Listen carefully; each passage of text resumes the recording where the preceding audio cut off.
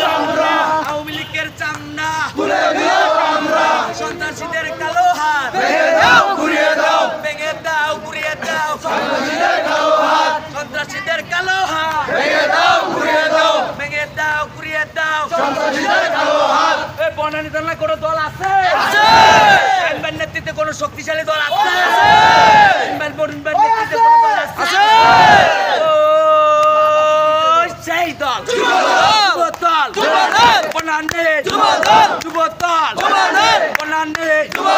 19